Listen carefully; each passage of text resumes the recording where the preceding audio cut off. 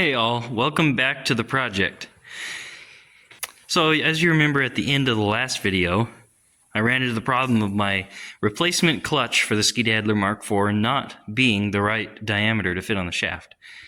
Well, I found this on eBay, 60 bucks, fits the shaft perfectly.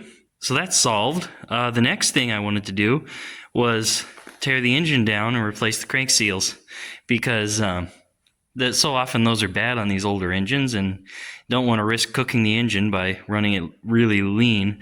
So I got this right here. Got the engine torn off. Next thing I'm going to do is start pulling the engine apart. Gonna get the fan shroud off, get flywheel off of there, get off the carburetor. I'm going to try to pull the cylinder off and, of course, replace crank seals on the PTO and the flywheel side, and then get the engine back together and maybe even get it running. So the first thing I want to do, of course, is get this fan shroud out of the way, because it's big and it's in the way.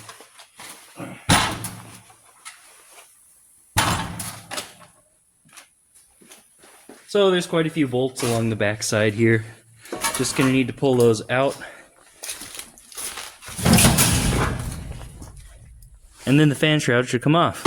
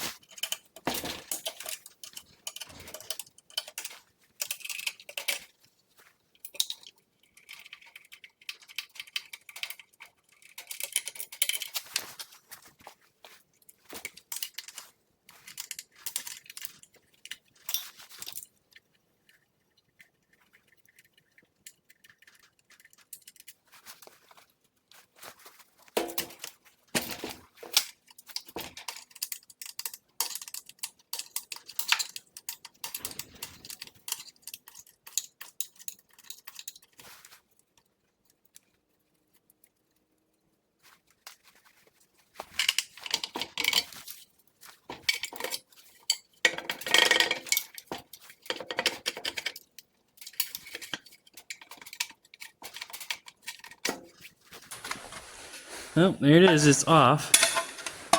I'm going to set this aside now.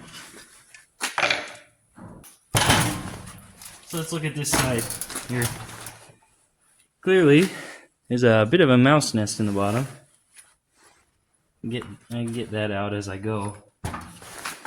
Kind of looks like the next thing to do with this exposed would be try to pull this flywheel off here. In order to do that, we need to get this nut off first, so let's get to that. Okay, so I got this engine all set up to break the nut loose on it. You can see I got a long, actually it's a torque wrench, but I was using it as a breaker bar here. Don't tell anyone. And then I put this on here and it turned, so it wasn't even tight on there. So that usually would be a lot harder to get off. I may have taken this off at some point, I don't remember. I don't think I did, though. Get that, get that washer out of there.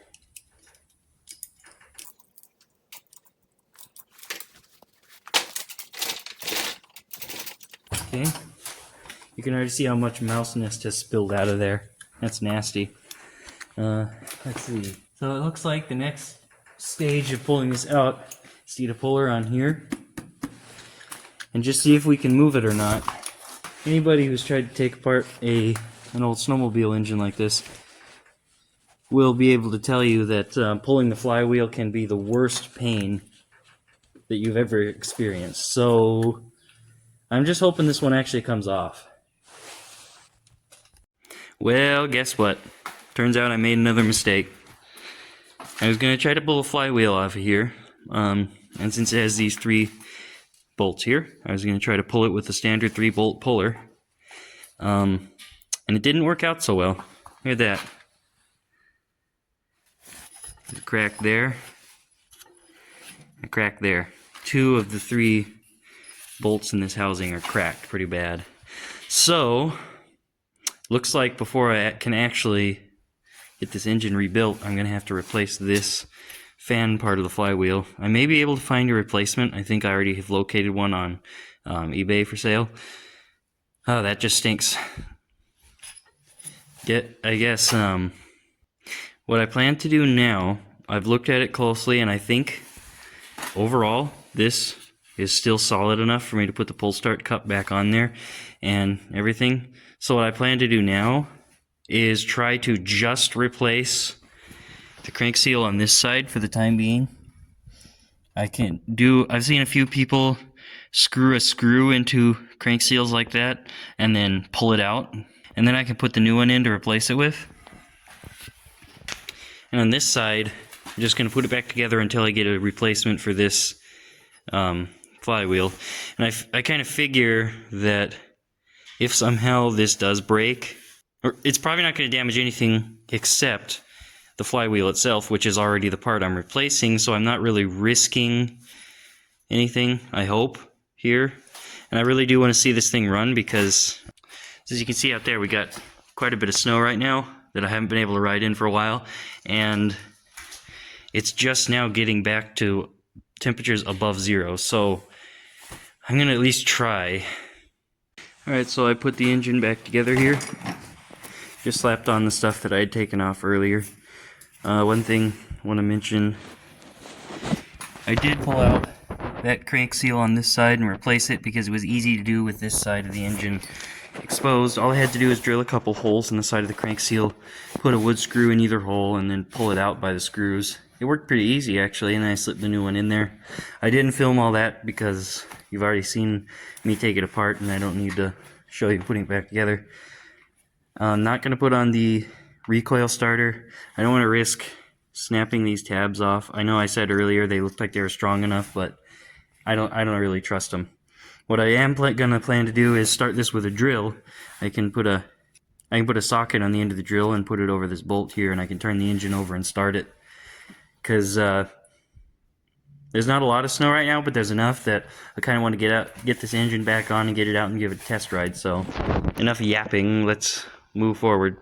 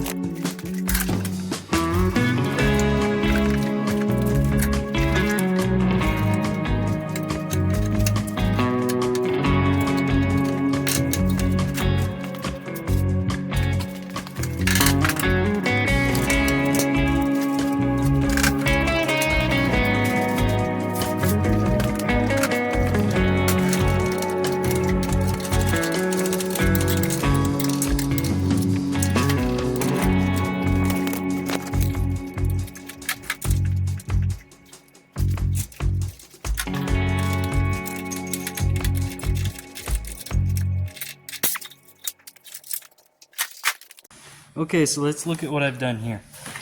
I hooked up a can of gas with a fuel line going to the carburetor. There's no return line yet. I should get one of those hooked up eventually. I got the impulse line hooked up to the carb as well, and I stuck the throttle on. Pretty much everything else you guys saw me do. So, we'll see about firing it up really quick, make sure it runs, make sure there's no issues before I actually try to mount the fuel tank to the chassis so that I can drive around with it. And as I said earlier, I'm going to be using the drill to start it because I don't really trust these cracked flywheel mounts. So I'm just going to use the drill to start it for now.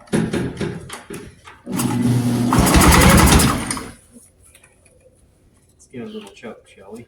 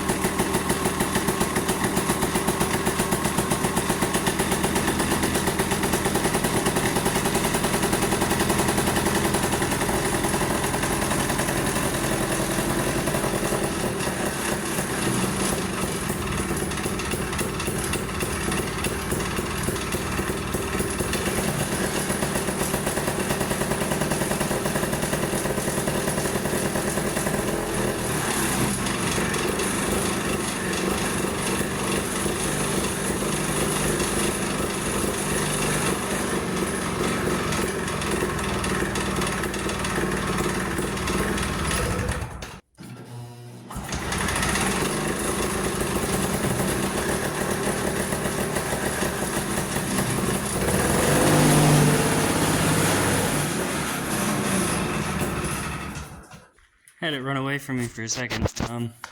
See, the problem here that I keep having is when I hit the throttle here and it comes back down, sometimes it'll run into this little screw on the choke here and stop the throttle from closing all the way. So, with that in mind, I am going to take this screw out, grab a screwdriver, get rid of that.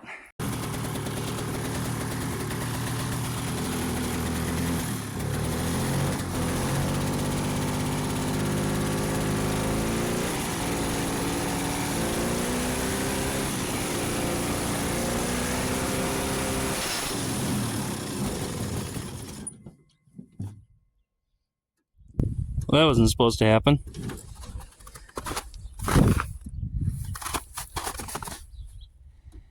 Looks like the clutch came loose. That wasn't supposed to happen.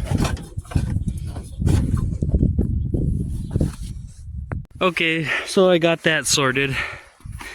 What happened here was the two plates here have lines scribed into them. I don't know if you can see that very well.